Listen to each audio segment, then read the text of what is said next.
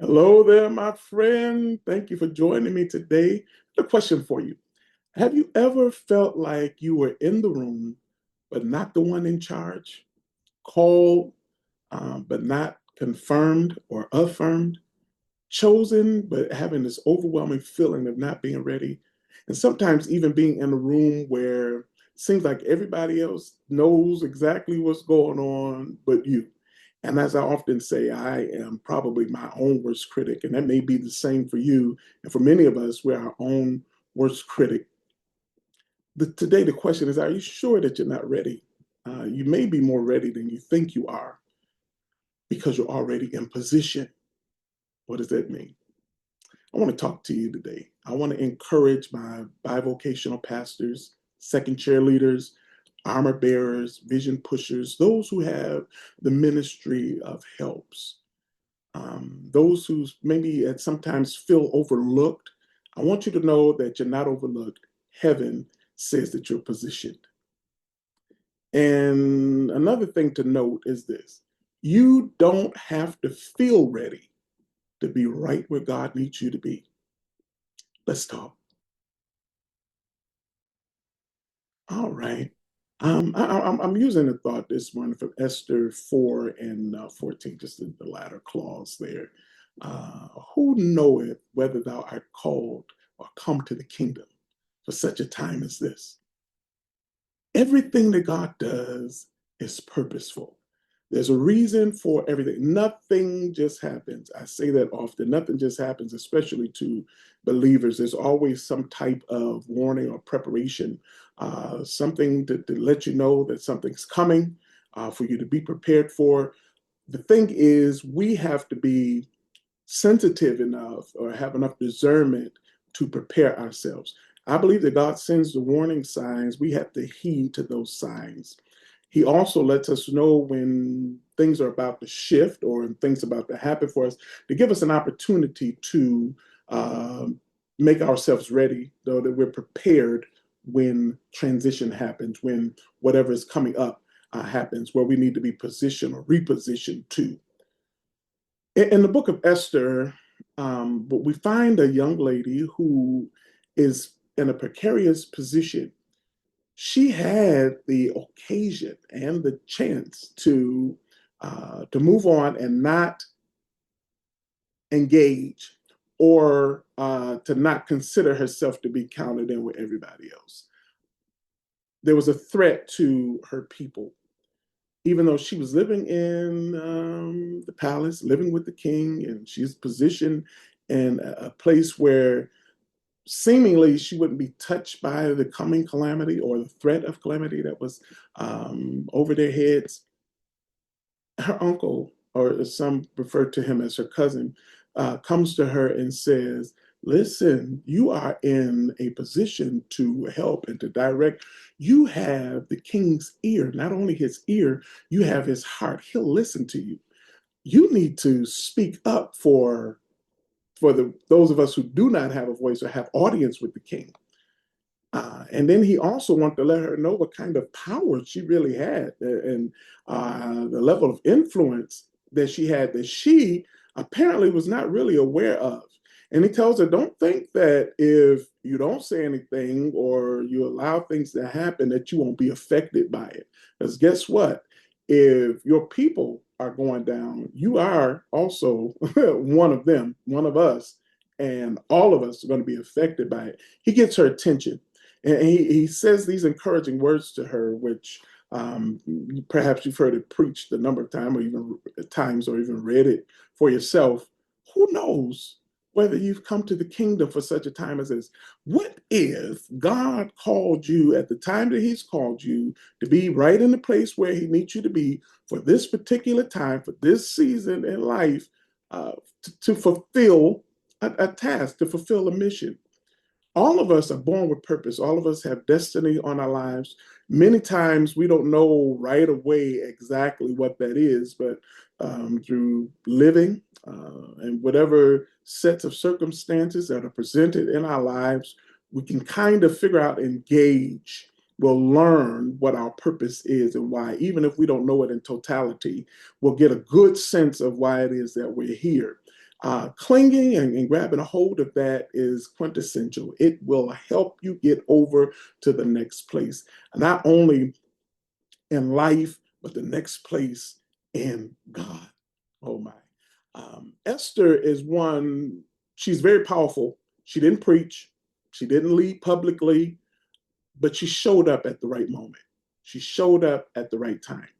Not only did she just show up, she was led to. And God has a way of strategically placing us or allowing events and times and all of the necessary dots to be connected to get us right where He wants us to be. Beloved, I want you to know that your presence is not passive, it's prophetic. There's a reason why you're here. Understand this: being in the room matters. If you're in the room, there's a reason why you're in the room, whether it's by invitation or appointment. You're in the room by assignment. However, being in the room matters. It matters. Being trusted matters. And also being consistent matters. I often say this as well. It was something that was said to me a number of years ago, which I have seen it play over in my life numerous times. God honors faithfulness. This faithful God that we serve honors faithfulness. You want to be used by God, be faithful to Him. Be faithful to what's been assigned to you. Be faithful with what He's giving you to work with. I'm telling you, um, many of us will get messed up with the idea of if I'm not leading, I'm lacking. That's not necessarily the case. That's a lie, and it's a trick of the enemy. Armor bearers protect vision. Second chair leaders, you stabilize vision. Bi-vocational leaders, you sustain vision. Everybody has purpose. There's a reason why, amen, that you're called to the kingdom for such a time as this. And you may not be the voice, but as long as you understand that you are vital to the volume, you'll understand or you'll know just how necessary you are. You're necessary. Again, you may not be the voice, but you are vital to the volume. If the sound is going to reach and go as far as it's supposed to go, it's going to require as much vibration as necessary for the volume to be what it should be. I want you to stop calling your role just helping or just doing this. You're not just anything. You are strategically placed by God with purpose. You are strategically placed by God to advance the kingdom. And those that He connects you to, understand that there's a difference in hookups and divine connections. Divine connections come from God. He will allow things to line up exactly like they need to be. They get you connected to all the people that you need to be. But it's imperative that you are in the right place at the right time, doing the right thing. Let's bring this a little closer to home. And in fact, I'll say it this way: you're closer than you think you are. Esther, when we look at her, she seizes the moment that she had, because when crisis came, she was already in position. She didn't have to get in line. She didn't have to try to scramble and find where she was going. There was no striving. She was already in position. Your current role is preparation. It's not punishment. God develops us in proximity. He brings us close to where or what we are assigned to, or what the end goal or the final place is going to be. He brings us in close. He develops us again in proximity, close by. He doesn't waste that space. He doesn't waste it with distance that the world or the enemy may try to put in your mind to think that's there. He develops us in proximity, brings us closer so we can learn all the things we're supposed to learn, get connected to all of the people that we're supposed to be connected to, that have all of the counselors and advisors and mentors that we should. Everything lines up. We have to have our eyes wide open, and we have to be discerning enough to know that when these are God sends. And I'll tell you from my personal experience, there were times when I thought I was being delayed, but what was really going on was my development. I was not being delayed. I was not being denied. I was being developed. And God does, I'll say it like this, He does His best work in the dark. Because even like a seed, uh, we may feel that being in the dirt, under the dirt, in the ground, uh, may feel like being buried, but it's really being planted. It's really being planted. I have, in my short time here on earth, been in a few situations where I didn't feel like I was ready for it, by virtue of the fact that I was allowed to be where I was and to be positioned how I was. It's testament to what God had ordained. You don't ever have to be ready or feel ready for God to use you like He wants to. And in fact, that leaves more room for Him to do His thing as we are preparing ourselves. In my book, Past the Pulpit, there's a chapter called Equipped and Sent. I'm reminded of a story that, well, actually, I was part of the story, but my grandfather, who was my first pastor, he used this story repeatedly, and it just fit in so many different situations. But we were home.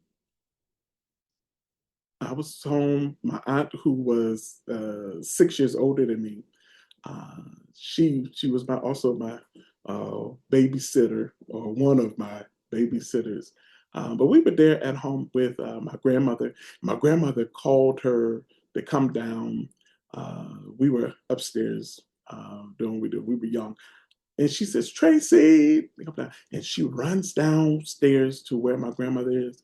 And my grandmother says to her, I want you to go to the corner store and pick up a few things for me.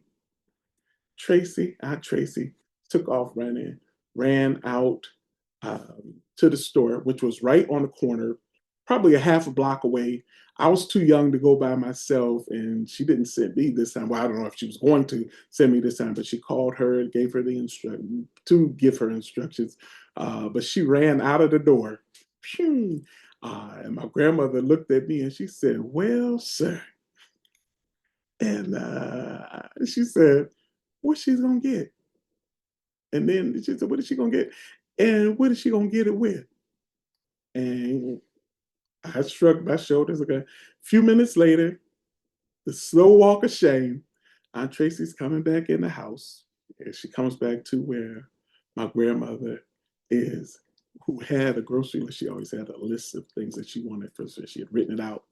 And she just looked at her, and, and my aunt stood in front of her, and she didn't rebuke her correctly. I think she got the message when she realized that she had run all the way to the store, didn't know what she was going to get, and didn't have any money to pay for it. So she got the list, she got the money she needed, and then she was able to go back and to get what she needed from the store, or what we needed from the store. Here's the point of the story. There are so many that God has called to do a work, called to ministry, and there is no denying that there's a call on your life, no denying that you have an anointing, no denying that you are gifted. But all of us have to be prepared for whatever we've been assigned to. Jesus didn't even send his disciples out without preparing them. He spent time with them. He taught them before he dispersed them. What are you going to teach if you've not been taught? How will you minister if you've not first been ministered to? Ah, being called in is the first step. After we're called, we have to be equipped. We have to be prepared. We have to be given instruction on what to do. We have to be trained. There are some things that you're going to have to deal with that are not so pleasant. There are some things that you'll have to deal with that you'd rather not, but they are part of your making, part of your preparation, part of your training, part of your development. So we're called in, and then we're equipped. We're given our assignment, and we're taught how to do our assignment and what to do. We're given all the tools that we need to work with, and then we are released. So there's a calling, preparation, building up, and then the sending. So many have tried to skip the middle step in the process, and they have ended up in sudden destruction.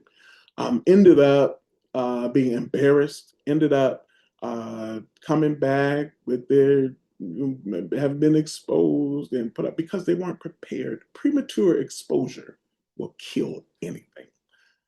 We have to learn how to submit to the process. Our preparedness, our state of readiness, believe it or not, it's not up to you to define what that is.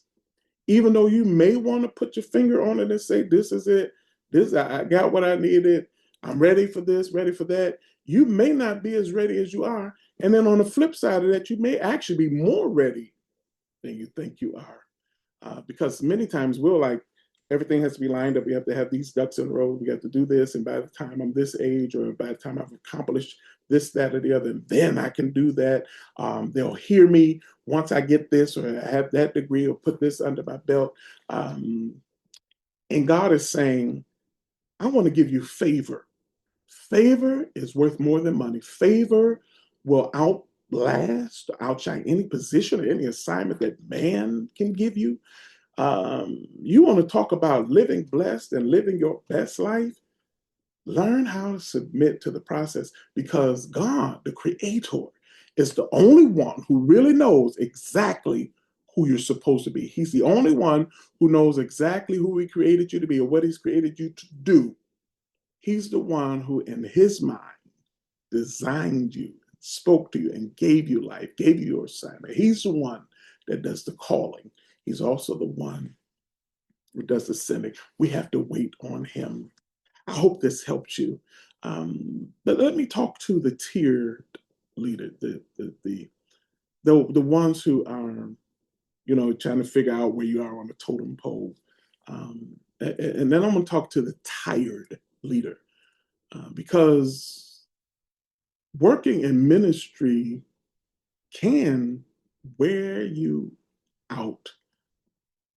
In fact, there may not be any greater frustration that you'll ever experience than dealing with people and personalities, and even those who think they want your seat. I want to talk to the stretched bivocational pastor, the one who is becoming overwhelmed with having to divide your time and to do multiple things at the same time, and not being a jack of all trades and a master of none. I want to encourage you. If you're in the room, you're not random. If you're in the room, you're supposed to be there. If you're in position, that means automatically you're not overlooked. Otherwise, you wouldn't be in position. And if God placed you there, he already factored in your I'm not ready. It's already calculated in. He's factored that in, and he's not intimidated by that. Neither will he change his mind about what he called you to do. You don't ever have to feel ready for God to say that you are, because he's the one who called you. He's the one who created you for what he's looking for. And nobody can do what he's giving you to do like you do it. You're not late. You're not behind. You're right on time. You're right on time for such a time as this. Be encouraged. Again, this is Demetrius K. Samuel Sr. with Beyond the Pulpit, because ministry is bigger than the mic. If you are blessed by this and this podcast, or know somebody who can benefit from hearing these inspirational messages, I want to encourage you to like and share, even comment on this. Let me know if this is meeting you where you are. That would be encouragement for me. And if you want to sow into this ministry, you also have an opportunity to do that. You can see that in my bio. There's Cash App, Venmo, PayPal, Zelle, all of those options. Whatever you're giving towards this helps me to continue to do what I'm doing.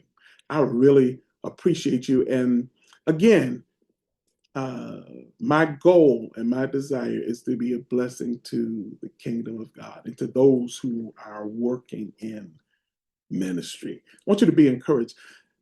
Be encouraged. And let us not be weary in well doing. For in due season we shall reap if we faint not. Be blessed. And until the next time, stay in God's face. Stay in his face. Continue to pray. Don't give up. Don't quit. And for God's sake, don't throw in the towel. I have been there, and I'm telling you, I've thrown in a couple towels at a few different times, but he's always thrown it right back to me. And at some point, I had an aha moment. And maybe that's where you need to get to, where, okay, you're going to do this and you're going to do this, and it's going to be the biggest blessing that you've ever experienced in your life. Be encouraged. And again, like, share, comment. I'll be looking forward to hearing from you again real soon. God bless.